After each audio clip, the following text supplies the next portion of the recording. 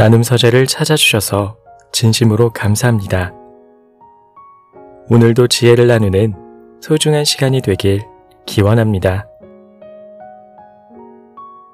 좋은 옷, 비싼 장신구, 새로 나온 가방. 세상엔 마음만 먹으면 살 것들이 넘칩니다. 하지만 무언가를 소유함으로써 얻는 만족감은 그리 오래가지 않습니다. 내면에 오래도록 자리 잡는 행복은 외물에 있지 않습니다. 내면의 소리에 귀 기울여야 오래도록 지속되는 행복을 찾을 수 있습니다. 오늘은 이와 관련된 생각 나눔과 함께 책 자존감 공부에 실려있는 이야기를 들려드리겠습니다.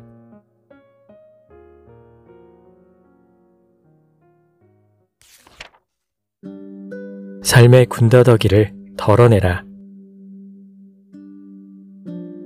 오늘도 나와 상관없이 복잡한 일들이 소용돌이처럼 우리를 잡아당긴다. 그 소용돌이에 휘말리지 않으려면 그 거센 움직임보다 더 강력한 힘이 필요하다. 그 힘이 바로 나 자신이라는 단단한 바위다. 배철현, 수련. 목걸이, 브로치, 팔찌와 같은 액세서리는 상대의 시선을 끈다. 그래서 나를 돋보이게 한다. 하지만 액세서리는 나의 신체 그 자체는 아니다. 내 몸에 걸치는 부속품일 뿐이다. 그로 인해 내가 돋보이게 되는 것은 잠시 사람들의 눈을 현혹시키는 것일 뿐 나의 자존감을 높이는 본질적 요소로 작용하지는 않는다. 확대해서 보면 내 주변의 물건들이 갖고 있는 속성도 이와 같다.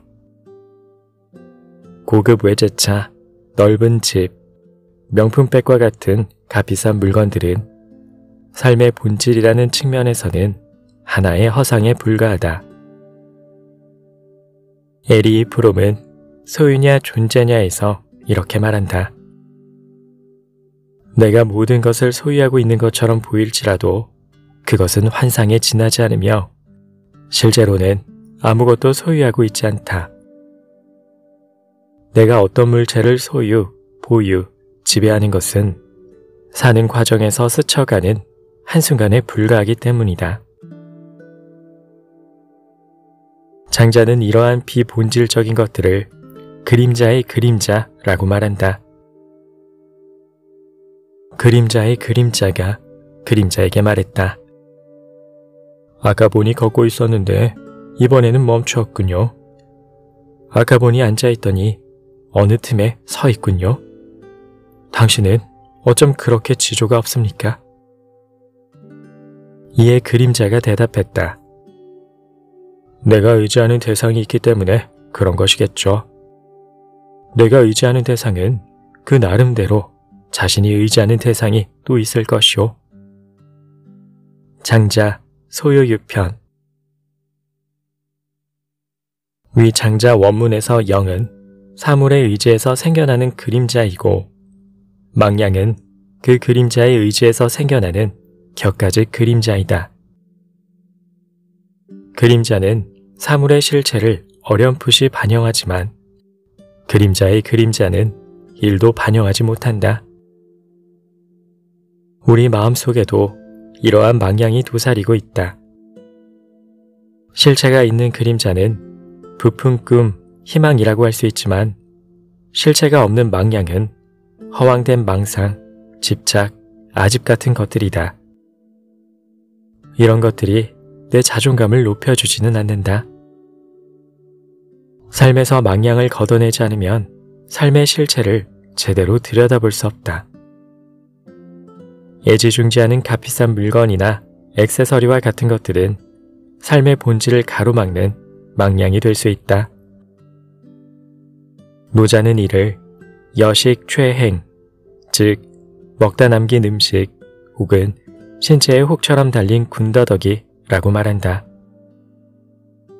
삶의 군더더기들을 깨끗이 비운 텅 빈 상태에서 자신을 바라볼 때 순수한 내 자아가 보인다. 그때 보이는 자아가 내 자존감의 실체다.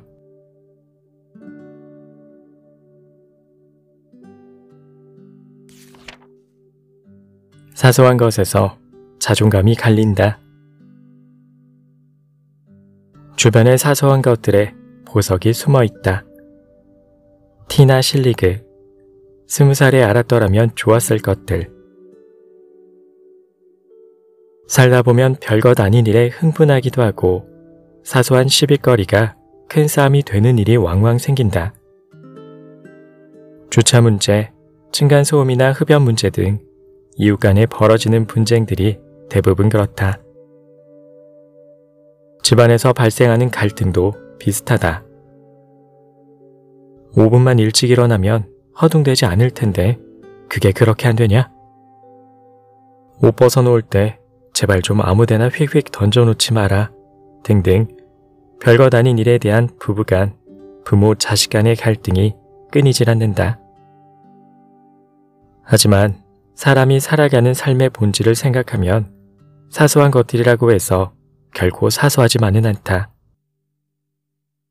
사람의 일생은 큰 일의 연속이 아니라 작은 일의 연속이다.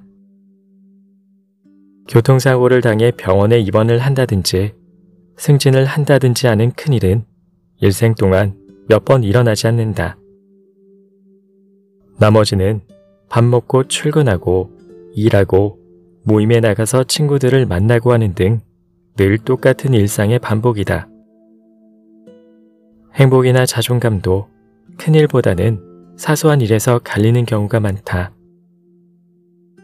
장자는 세상사의 이러한 평범한 진리를 정확하게 간파하고 있다.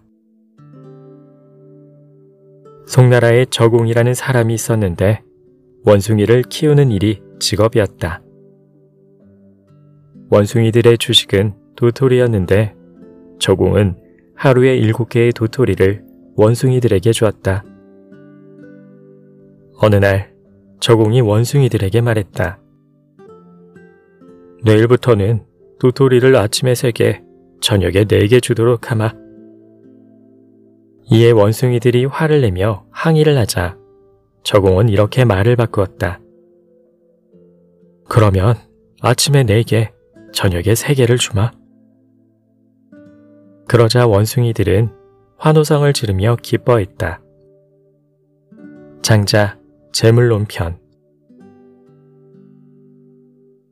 잘 알려진 조삼모사에 관한 우화다. 조삼모사는 흔히 얕은 꾀를 상징하는 고사성어로 인용되지만 장자에 나오는 원문을 보면 반드시 그런 의미로만 읽히지는 않는다. 원숭이들에게 주는 7개의 도토리를 산술적으로 평균하면 3개 반이 된다. 따라서 1개도 아닌 반개 차이로 분노와 기쁨이 갈린다. 1개도 아닌 도토리 반개의 사소함으로 지옥을 천당으로 만들 수 있다면 이만큼 탁월한 전략이 어디 있겠는가? 장자는 이러한 경지를 천균 혹은 양행이라고 부른다. 천하를 감동시킬 만한 균형 감각 혹은 양쪽을 모두 만족시키는 절묘한 방법쯤으로 보면 되겠다. 돈은 어렵고 복잡하고 심오한 일에 있는 것이 아니라 간단하고 사소하고 평범한 일에 있다. 조너선 스위프트의 걸리버 여행기에는 계란을 먹을 때 둥근 쪽을 깨먹는 사람들과 뾰족한 쪽을 깨먹는 사람들이 서로 편을 나누어 치열하게 싸우는 이야기가 나온다. 이 나라에서는 급기야 이러한 사소한 차이로 인해 내란이 발생해서 정권이 몇 차례 바뀌고 이 싸움에서 패한 사람들은 해외로 망명까지 하게 된다. 사소한 것들은 결코 사소하지 않다. 걸리버 여행기도 장자만큼 허풍이 센 우화다. 그럼에도 불구하고 고전으로 꾸준히 읽히는 까닭은 인간 사회의 실상을 거울처럼 잘 비춰주기 때문일 것이다. 오늘날에도 사소한 습관 하나의 차이 때문에 많은 사람들이 서로 다투고 폭력을 휘두르고 증오하고 헤어지지 않는가? 그러고 나서 돌아서면 또 후회를 하니 장자의 말처럼 참으로 인간이란 어리석은 동물이다.